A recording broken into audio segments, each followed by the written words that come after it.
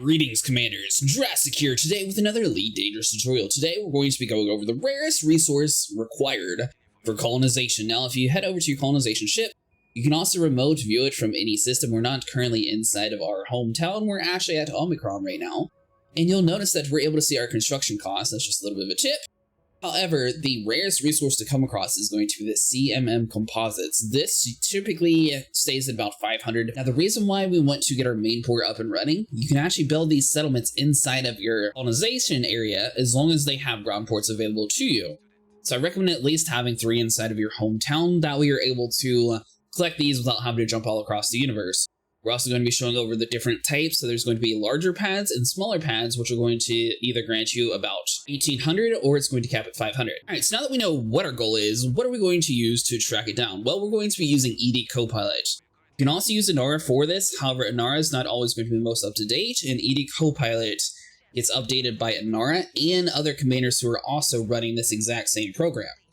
So what you want to do is head over to the Places tab. No fear, sometimes it goes behind the game. Then you want to click on commodities, and you're looking for any commodity you want. For example, today we're focusing on CMM Composites. So we click on number 27. So we have a couple different options. We have buy closest, buy recommended, sell recommended. If you're trying to min-max profit, you can do the buy recommended. If you're trying to just buy things relatively closely, you click buy closest, a profit on it regardless. So I'm always just going to click closest. All right, so you're going to notice it's not always like completely up to date. This was updated 10 hours ago. So if it's a smaller station, it should be about 500 by now. It's a larger station, will go higher than that. So we're going to scroll down the list, see if we can find any. For example, 4 minutes ago, 1724. So we scroll over, so we want to go to the Mazzetti going off settlement. Now you're going to notice settlements and installations are typically going to have a lot more than others. And unfortunately, with a disclaimer, sometimes with it last updated, that means someone else is also currently buying it, so we do need to kind of get over there quickly. So Mazzetti is going to be the star location. The settlement is where we're going to be landing at. Also, they have a pad section here, so if you're in a Type 9 or a cutter, make sure it says L, that way you're able to land. And every single place that has CMM Composites is going to be a service location that I've found so far. Now you're also going to notice that this is a 56.29 light year jump range. Destination in 2 jumps. In the previous video, we showed how to get the cutter to have a relatively decent jump range. You are going to have to underclock some components. I know it sort of makes it so boosting is a lot slower. However, we are able to get a decent latent jump range. So for example, in our ship currently, we have a 54 jump range when it's completely empty. So it's going to roughly translate to about 40 once it's full. I do recommend if you're having these bigger jumps to at least try to have a build set up for jump range. All right, so it turns out we've been to this place before. If you haven't, this is where you need to use your D scanner. When to honk the area, then you use your FSS scanner. That way you can scan each of the different planets. That's going to allow you to see the different settlements. Now, you might notice once you jump over to this area that it's no longer going to be listing what you had pulled up on ED Copilot. The fix to that is the top left corner here where there's an arrow. You just click on it. You want to click on it again. And then now we're back to what we're looking for. So we're looking for these one-off settlement. It should have 1724, so hopefully that's still there by the time we get to it. So we pull up on our map. Head over to the top location. If you guys are new here, consider subscribing. We do stream Elite Dangerous on Thursday and Fridays. We are a partner.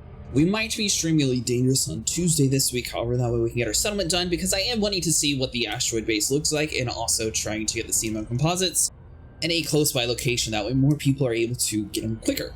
Should have come in kind of slow. That way you're able to do your glide and you should be able to line up directly with the settlement.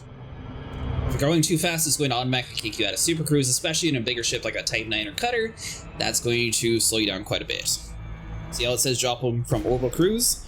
And to get the glide engaged, that's why you're able to slide directly into the settlement. If not, it's going to take you about 4 minutes, depending on where it drops you out from.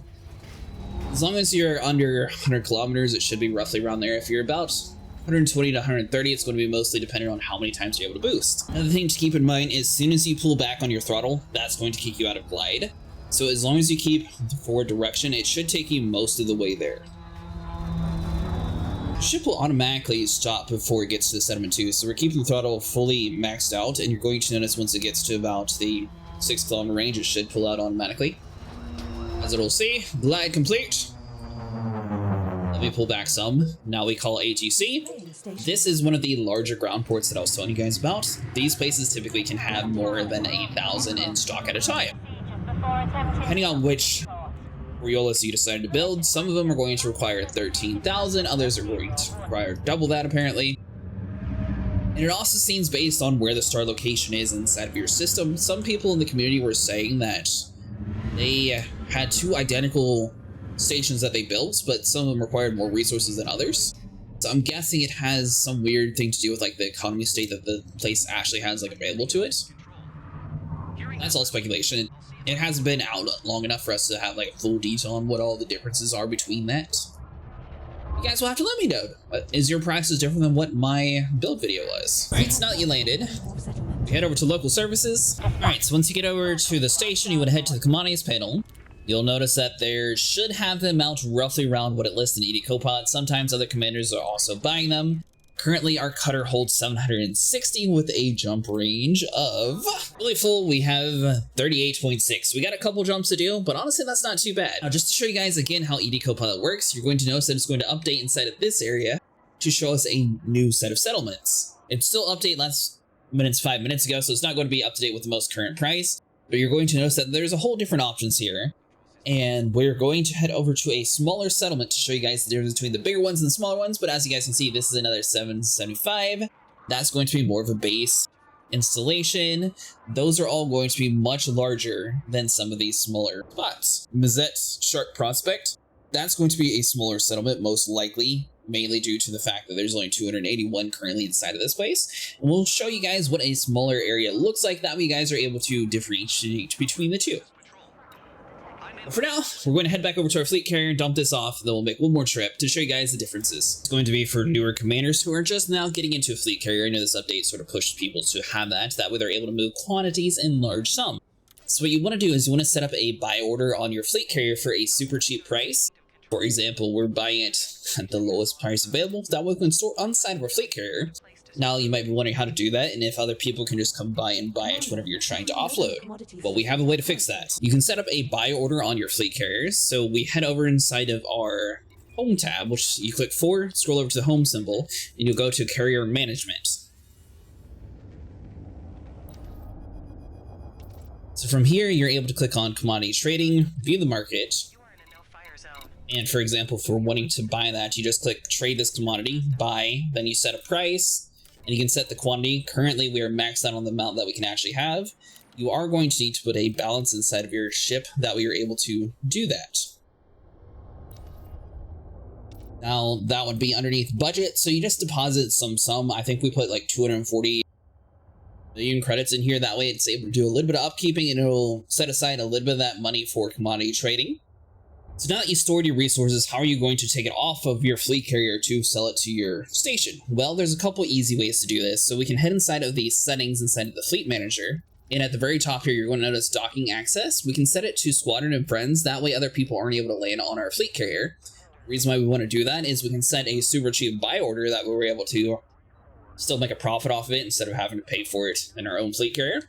And then we're able to take it to the colonization ship and just keep on going back and forth. We can set it to squadron and friends, or if you want to restrict it even more, you can set it to friends only, or you can set it to none if you're playing by yourself and you don't want anyone at all to land on your fleet carrier while you're doing this. That way, no one has the ability to land on here, so they can't steal any of your resources. Alright, so you should immediately notice the difference between this terminal and the settlements that we were in before. The settlements are the ones that are going to be able to hold much more of your CMM compared to the terminals. However, both of them have a large landing pad, ironically. So we're going to request a dock, and if you're curious on what type of place you need, it is going to be considered a economy refinery. If you're doing this inside of a private group, you'll be much safer transporting the goods back and forth, especially if you're running a no shield build like we're currently doing. That way we can maximize the amount of cargo that we're able to hold. However, if you want to have a shield, that's perfectly okay too. You'll just have a little bit less storage. One thing to keep in mind, these smaller terminals, I've only ever seen them be about 500. However, like, for example, if you buy at 523, if you take about 10 minutes to get back to this location, so let's say you drop off at your fleet carrier and it takes you a little bit to come back, or you accidentally have to do a loop of shame and come back, it should roughly be stocked to about 200.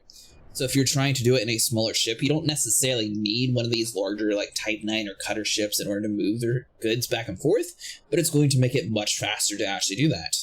Now, inara is another good way of finding it without using ED Copilot. So if you're trying to do this, you want to head over to Data, Commodities. You want to buy. What are you trying to buy? CMM Composites. You put in whatever area that you're at. We'll just keep the default. And you're going to notice it lists several different options here. You're going to have your pad size on the left side. It'll show you the start distance. That's going to be from when you jump in to where the stations are actually located. Like, for example, this summit right here. Even if they have a high amount of quantity there, you want to avoid that since it's 432 compared to like 6. So this dude is going to be super close to the sun. You can also filter by supply. That way you have low or high. So it's going to try to find the most available closest to this area. You're also going to notice the most updated. So if we filter by updated, this one was last updated 27 days ago. So not too many commanders come to this system. However, if we go right here, you're going to notice most of these are updated within 30 minutes to an hour. And if we scroll down, you know, more of the obscure places are going to be further along as well. This guide helps you guys get CMM Composites. Let me down in the description down below. As always, you guys are amazing, and thanks so much for showing all the support.